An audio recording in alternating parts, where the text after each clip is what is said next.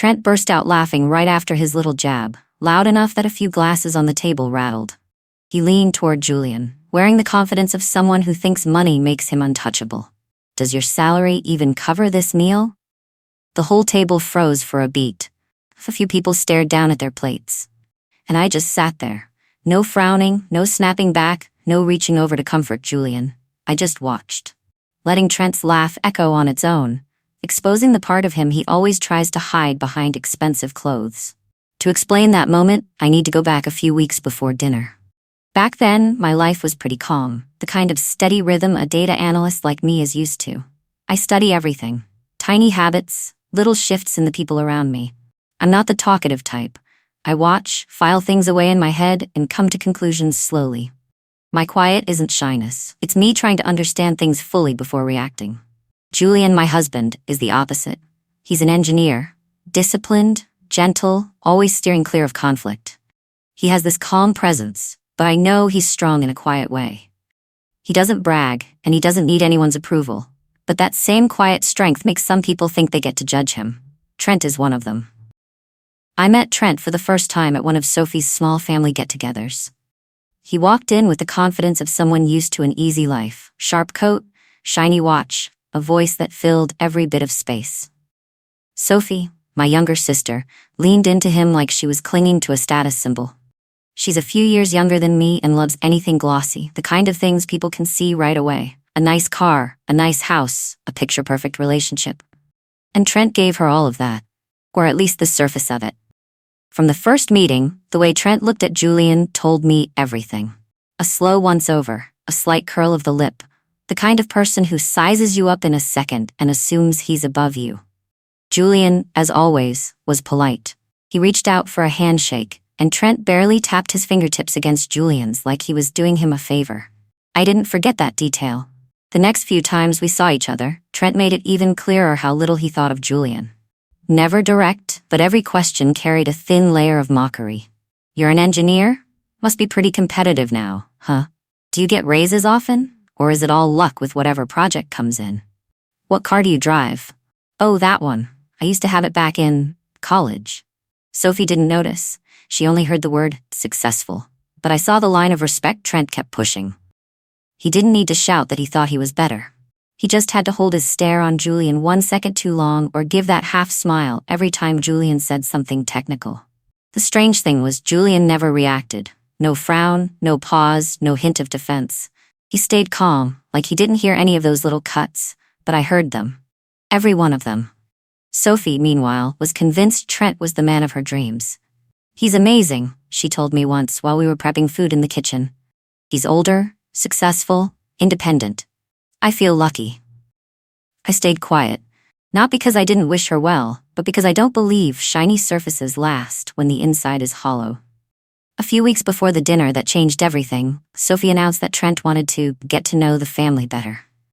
Then she excitedly suggested we all go out to a fancy restaurant, the kind where even I had to think twice after looking at the menu. Trent didn't think twice at all. He nodded right away, eyes lighting up like he'd been handed a stage. "I'll cover it," he said in front of everyone, "unless Julian wants to chip in his little share." The line sounded light, almost like a joke, but I saw the satisfaction in his eyes, the kind of humor people use when they know exactly where it'll sting, and they aim for it on purpose. Julian just gave a small smile, not bothered, not embarrassed, just polite. But me? I looked straight at Trent, and he knew I was watching him.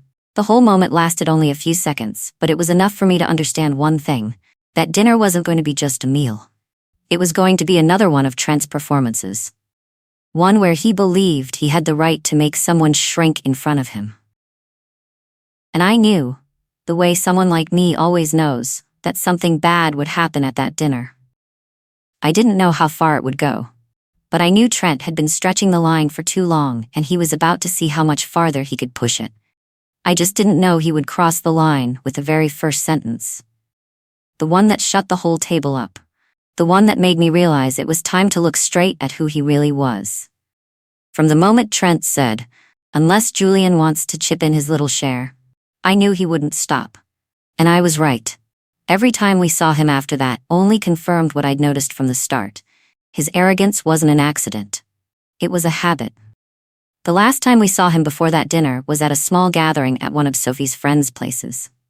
Trent showed up late, walking in with the expression of someone convinced the room should revolve around him.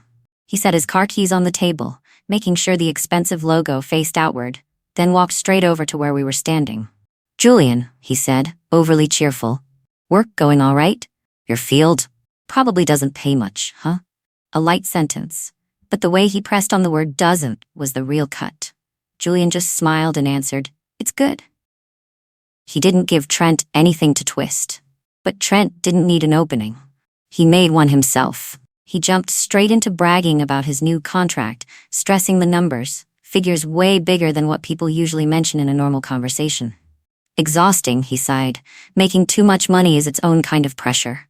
The people around him laughed, but I saw how his eyes kept sliding toward Julian, like he was checking whether Julian would flinch at his showboating.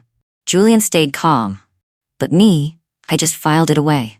I didn't defend him, didn't cut anyone off. I let things play out exactly as they were. I wanted to see how much Trent would reveal on his own. And slowly, he revealed more than I expected.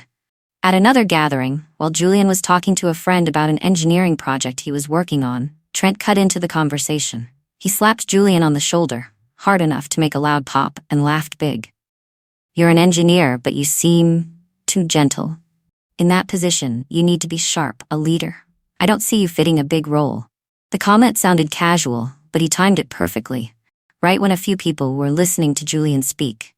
I saw Julian's expression dip for a second, but he didn't respond. He just gave a small nod, avoiding Trent's little game. Sophie couldn't read any of the layers in what he said. She looked at Trent with admiration. "He's just straightforward," she told me later. "He wants the best for everyone." I didn't answer. I knew better. People who want the best for others don't say things designed to make someone feel smaller. Trent did it because he liked the feeling of being above. In the next gatherings, Trent kept showing this extra interest in Julian's work by mocking it. "Still in the same position? Haven't tried for a promotion? Oh, right, higher roles probably need leadership qualities." When he said that, I didn't look at Trent. I looked at Sophie. And I could clearly see her blindness. She heard it as career advice, while I heard the weight of his contempt and his fake concern. Julian stayed quiet, stayed polite. But I noticed the slight tension in his shoulders every time Trent spoke. The kind of discomfort held behind calm eyes. The kind people who avoid conflict feel when they know exactly who's disrespecting them. Then one evening at Sophie's place, everyone was sitting in the living room when Trent started talking about the hard times his family had faced the year before. That was the first time I heard about the crisis in his family's company. Something I thought Sophie had mentioned, but she apparently had no idea how serious it was. According to Trent, his father's company had almost gone bankrupt, but he had single-handedly saved it.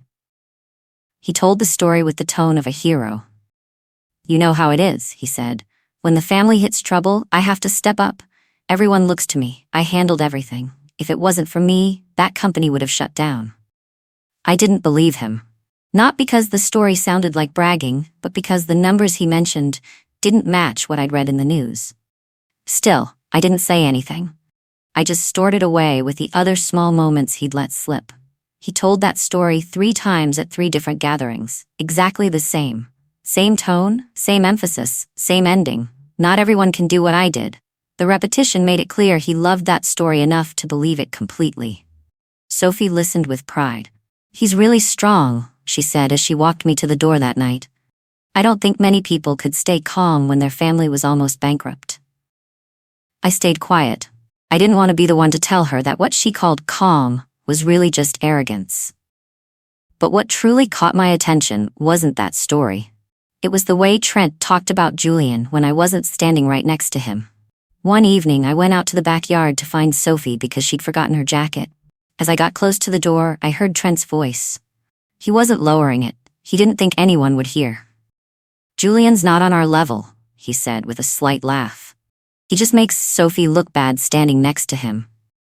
I stopped right at the doorway. I didn't walk in, and I didn't walk away. I just listened. Sophie's voice was softer, uneasy. "Don't say that. He's a good person." Trent laughed. "Let me ask you something. Would you rather walk next to someone like me or someone like Julian? Who makes you feel prouder?" Sophie went quiet. I heard that silence as clearly as a breath. And in that moment, I understood that if she didn't see Trent's true nature soon, he'd pull her into those toxic comparisons forever. I didn't step out. I didn't confront him. I didn't correct anything. I just turned away, holding her jacket. The night was cold, but not as cold as the contempt in Trent's voice.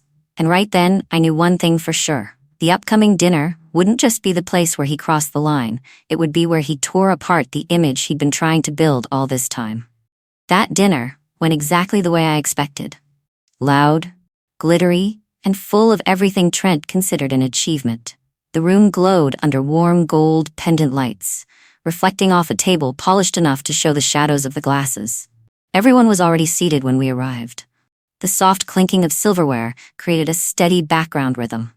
Trent was the one who started things off. He was always the one who started things off.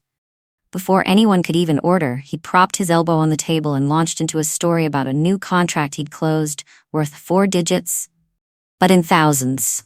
He laughed as he said it, making sure everyone caught the brag hidden in his tone. Then he moved on to stocks, talking about a sudden market jump that people who don't understand finance wouldn't get. And finally, his new car, something he mentioned 3 times in 10 minutes. I watched him perform like I was rewatching an old film I knew too well. Every detail fell into place. The raised eyebrow, the loud laugh, the way he set his wine glass down with the confidence of someone who thought the entire room belonged to him. Then, just as I predicted, he shifted to Julian. "Julian," he called, voice dripping with fake warmth. "How's work these days? Those projects that need higher-level knowledge must be stressful, right?" He tried to make it sound like concern, but everyone at the table heard the thin layer of mockery under it. Everyone except Sophie. She smiled, nodding along with every word Trent said like she was cheering him on. Julian stayed steady as always. He set his knife down and answered simply, "It's good." Julian's short answer made Trent pause for a beat. He didn't like it when people didn't give him room to perform. So he changed his angle. "Ever think about switching fields? You're an engineer, but you seem too gentle. Leaders should be stronger," he said, voice light like friendly advice. But I knew exactly who those words were meant to cut. Someone at the end of the table laughed along. 2 others lowered their glasses and pretended to sip. I saw Julian's hand tighten just a little before he relaxed it again. He didn't respond. He never responded to comments like that, because he knew they weren't worth it. But Trent didn't stop. He was warmed up and he was used to people laughing with him. When the main dishes arrived, he decided to push one step further.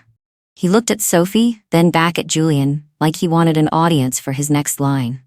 And then he said, clearly, "Julian's probably living off his wife's salary." That line hit the table like a heavy stone. Then, right on cue, the whole table burst into laughter. Not because it was funny, but because people get used to laughing with the loudest person in the room. A few avoided my eyes. Others glanced at Trent to see how he reacted. I didn't laugh. I looked straight at Julian. He was still sitting calmly, but I knew how deep that line cut. And I knew exactly what Trent was thinking. He thought he'd won another round. He thought he'd just put down someone he believed was weaker. That's when I placed my hand on the table. I didn't push my chair back hard.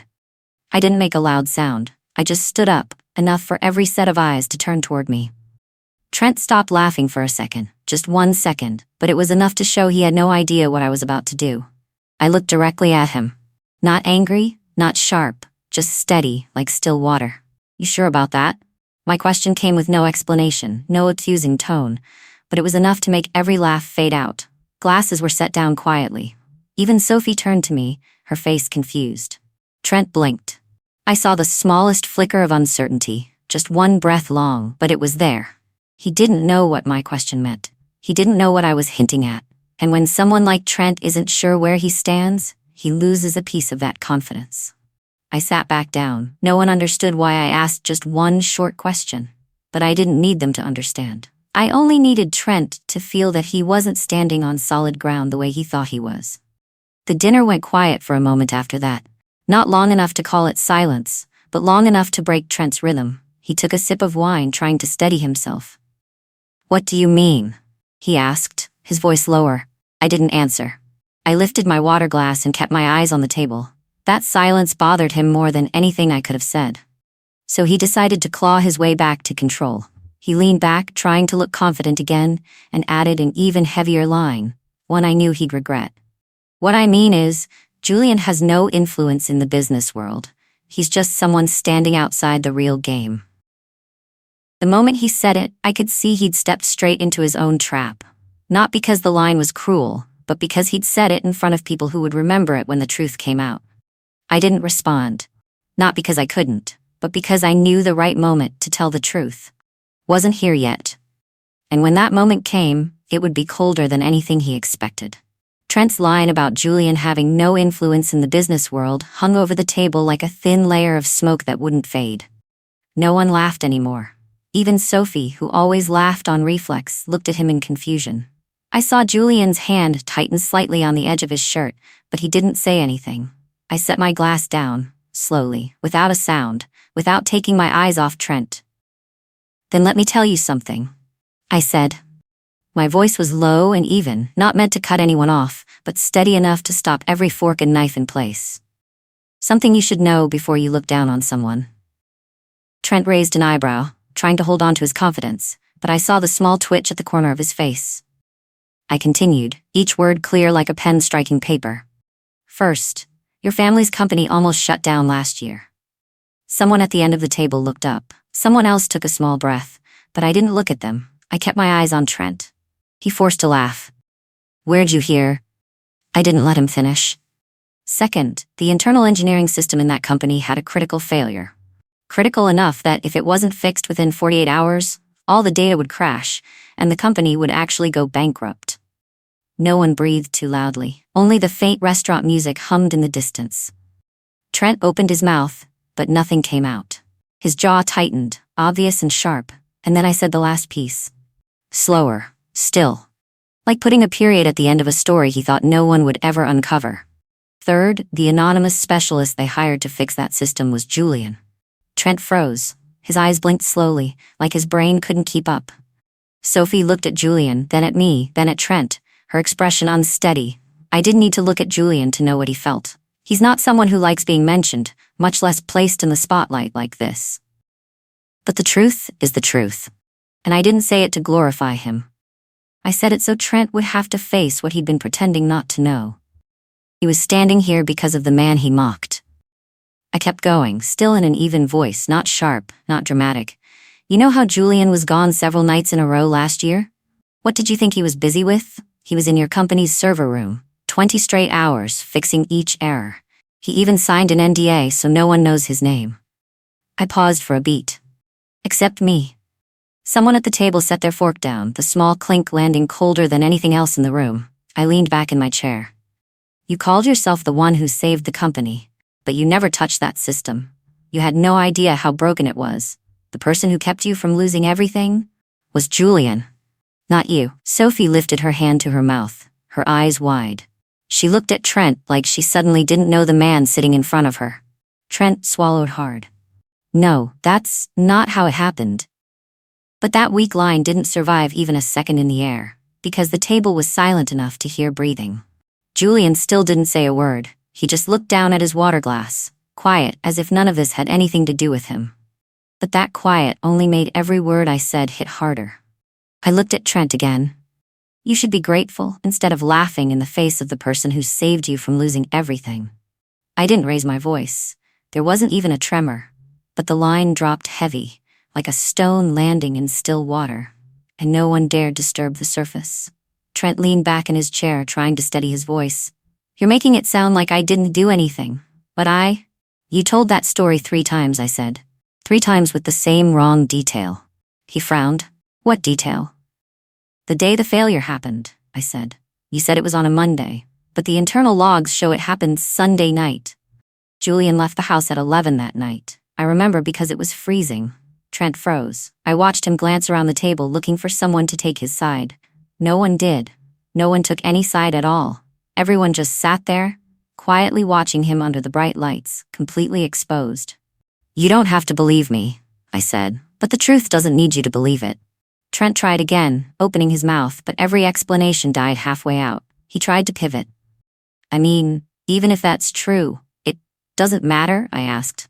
"Not worth mentioning or not convenient because it makes you smaller?"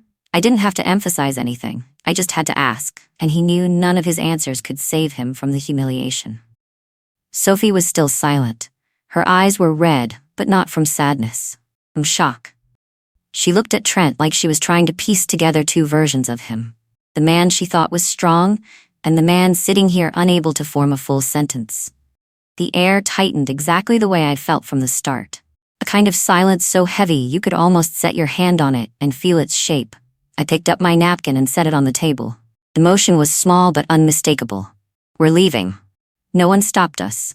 No one asked anything. No one said a single word to cut through the air. Just the soft scrape of a chair and someone's slow exhale. I stood up and looked at Trent for one brief second, not to confirm anything, just so he'd understand that the power he thought he had, it was never really his. I turned to Julian. Let's go. Bookmark. And we left the table. Behind me, no one was laughing anymore. Julian and I walked toward the restaurant doors in silence. No need to say anything. No need to look back. The night outside was cold but clear, nothing like the thick tension we'd just walked out of. We kept going, our steps steady and light, as if that heavy dinner had been nothing more than dust clinging to our clothes. Julian brushed his hand against mine as we reached the parking lot. You okay? He asked, his voice low and calm the way it always is. I looked at him for a second. I just told the truth. Nothing more, nothing less. We kept walking, but we didn't get 10 meters before we heard someone call out behind us. Moraine, wait. Trent. His voice had none of its usual confidence. It cracked between short, shaky breaths. I stopped, but I didn't turn around. Only when he took a few steps closer did I tilt my head enough to see his face flushed with embarrassment. He couldn't speak right away. His mouth moved like he was trying to shape an apology, but I knew he didn't have the language for it. Someone like Trent isn't used to admitting he's wrong. Not used to being exposed in front of a crowd. And definitely not used to standing before someone he'd looked down on. In a moment, he had no way to spin. I mean, about what happened back there. He was so flustered, I thought he might choke on his own words. I looked at him. Just for a second. Not angry. Not pitying. Just the look of someone who sees everything clearly. A look enough for him to understand that the dynamic between us, between him and Julian, had flipped completely. He swallowed hard and took half a step closer, but I raised my hand slightly, signaling he didn't need to continue. You don't owe me an explanation, I said, my voice steady and cold. But you owe yourself a little honesty. Trent stood there, swallowed by a silence he didn't know how to climb out of. The night breeze moved across the lot, tugging lightly at his shirt. For the first time, I saw him small. Not because I'd put him down, but because he no longer had a mask left to hold on to. I gave him one last line. Not loud, not sharp, but enough to close the chapter between us. Respect isn't something you buy. He lowered his head, just for a moment, but long enough for me to know that everything he'd tried to brag about, the money, the status, the ego, couldn't save him from this moment. I turned to Julian. Let's go home. No need to look back at Trent. No need to wait for whatever expression came next. I walked forward and Julian walked beside me. A few steps later, I heard the restaurant door open again, followed by the confused whispers of a few people. They were probably still sitting there, trying to piece together everything they'd just learned. But all of that stayed behind us. It didn't belong to me anymore. We got into the car. Julian buckled his seatbelt, then tilted his head toward me. His eyes were a mix of sadness and tenderness, not for what people had said about him, but because he knew how much I'd held in to stay calm through the whole night. Thank you, he said. I shook my head. It wasn't for you. It was for the truth. He gave a small smile. The calmest smile I'd ever seen on him. The car rolled out of the parking lot. Streetlights stretched across the windshield in long streaks of light. I leaned back in my seat and let out a slow breath. Not to release anything, but to confirm something. I'd stepped out of Trent's little game. Not because I'd won, but because staying in it was no longer worth it. My revenge arc wasn't about humiliating anyone. It was about walking away without needing to look back. Once the truth was spoken, I had nothing left to prove. Arrogance, I thought, falls apart the fastest the moment it meets the truth. That's what Trent learned tonight, in the coldest, clearest way. And what about you? Have you ever seen someone get too confident, then stumble over their own arrogance? Or watched someone go completely silent when the truth finally caught up to them? If you have, feel free to share it below. I'd like to hear your story. Thank you for staying and listening all the way to the end.